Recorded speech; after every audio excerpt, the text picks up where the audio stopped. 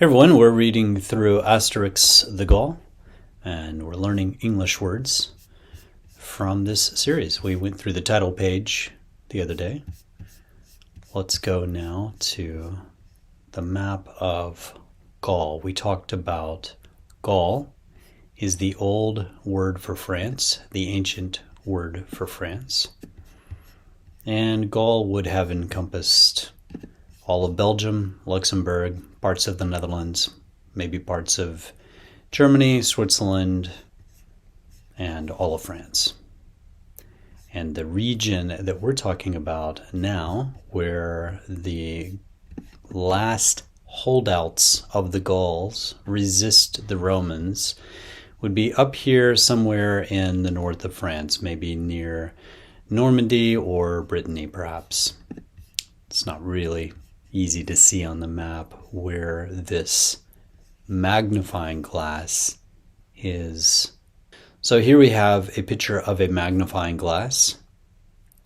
A magnifying glass is a tool we can use. We can hold it in our hand to make things appear larger. So if you want to look at a bug or an insect or a small creature, then you can use a magnifying glass to make that creature seem larger. Here we have a magnifying glass hovering above the map of Gaul, and it's showing us where the resistance is. Here we have the Gaulish village.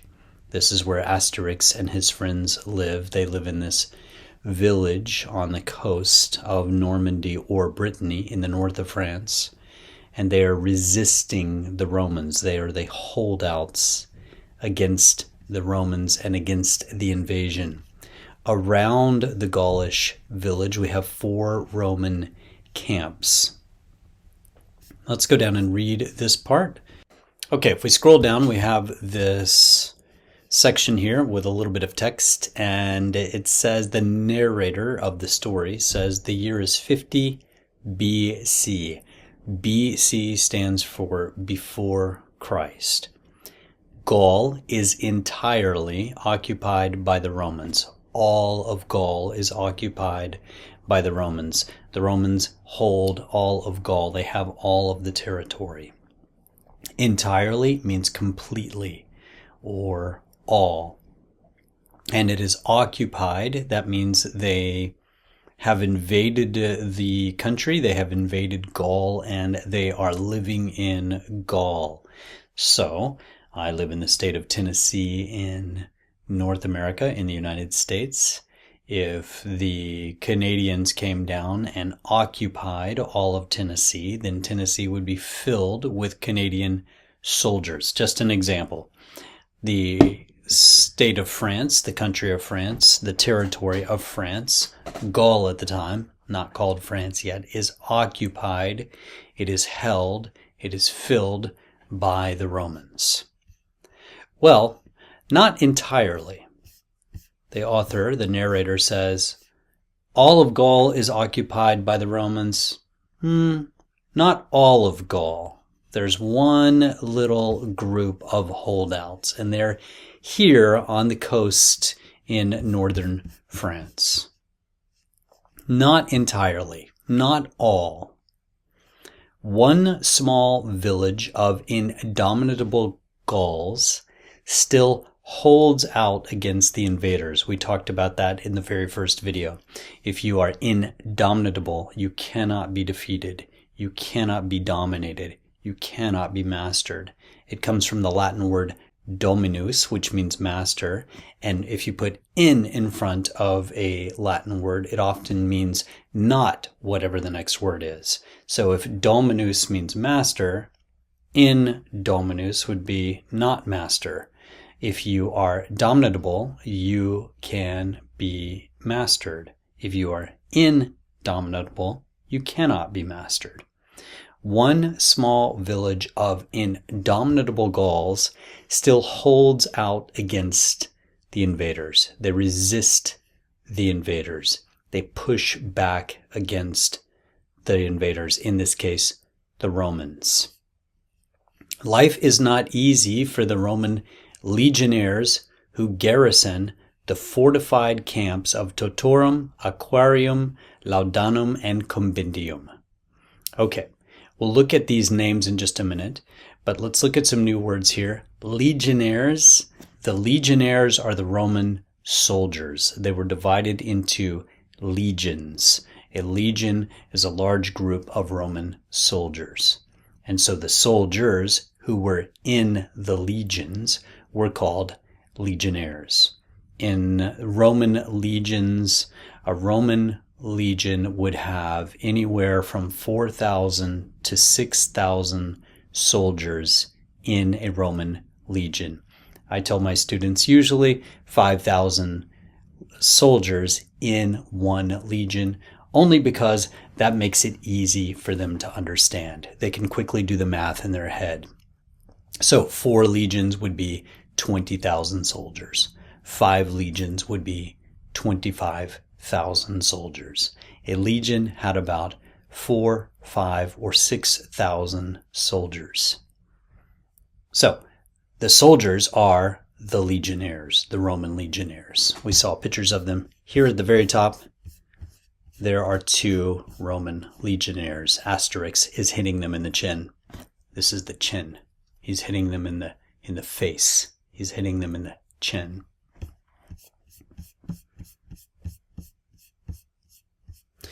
Okay, life is not easy for the legionnaires who garrison the fortified camps.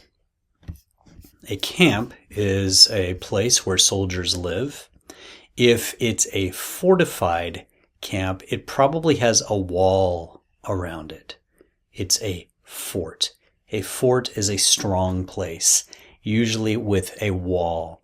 A fort is a place where soldiers may live. In my town, where I live, in Franklin, Tennessee, in about 150 years ago, there was a battle in my town, and the battle was fought near a fort that you can still go see what's left of it. It's mostly grass, but there was a battle fought near a fort in my town. In this fort, there was a military camp where soldiers lived, and the fort had a ditch on each side so that or a ditch around the fort. It was a trench. It was a part of the earth dug out so that it was difficult for the enemy to invade the fort. And at the top of a small mound or hill, there was a wall. A fort is a strong camp with a wall for soldiers. And when the soldiers live in that camp, we use an English word, garrison. The soldiers who live in the camp, they are the garrison. When they live in the camp, they garrison the camp. Here we have, life is not easy for the Roman legionnaires who garrison the fortified camps of Totorum, Aquarium, Laudanum, and Compendium.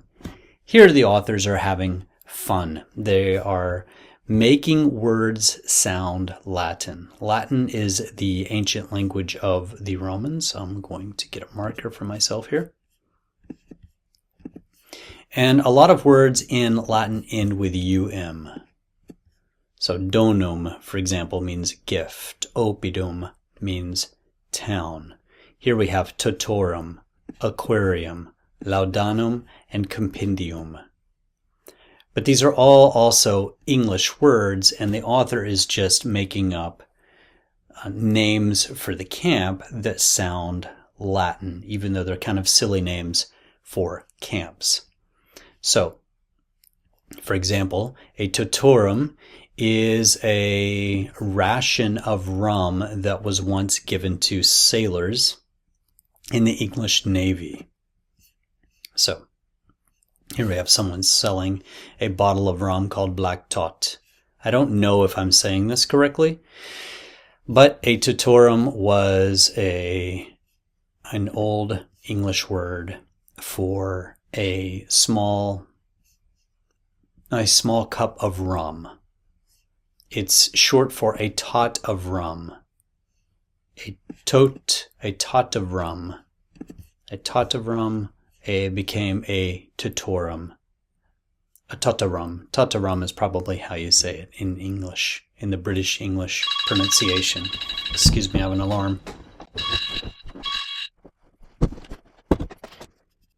So, this town, Totarum, is a cup of rum.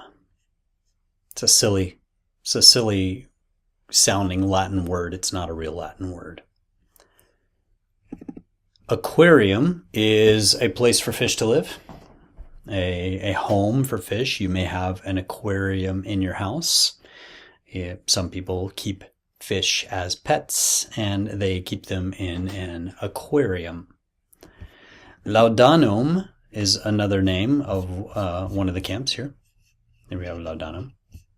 So we've talked about aquarium, totarum, and laudanum. Laudanum is an old medicine in English. I don't think we use it anymore. I have it right here. Laudanum is a tincture. It's a mixture. It's a drink of opium containing approximately 10% powdered opium. So, it was used as a pain reliever in the past. This is a picture of laudanum. I think that's laudanum. That just says opium. Do we have a picture of laudanum? There we go. There we have an Italian laudanum. It was used as a painkiller in the past.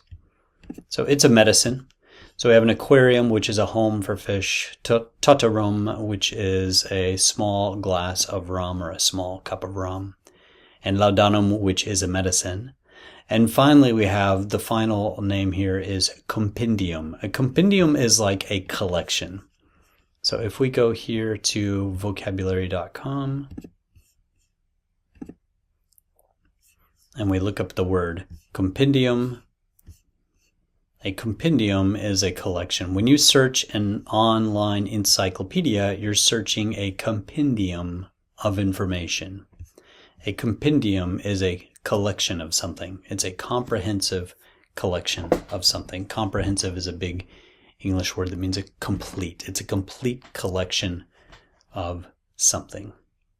You can also use compendium to describe a collection of written works. If you gather all of the stories about your parents, anecdotes is an English word meaning stories. If you gather all of the anecdotes your parents and grandparents have told you into a book, if you gather all of their stories, you will create a compendium of family stories. Okay, so we have the names of the 4 camps surrounding the Gaulish village, surrounding the holdouts, surrounding the resistance. Aquarium, Totarum, Laudanum, and Compendium. In the next video, we will begin meeting the characters in the story. Thanks for watching.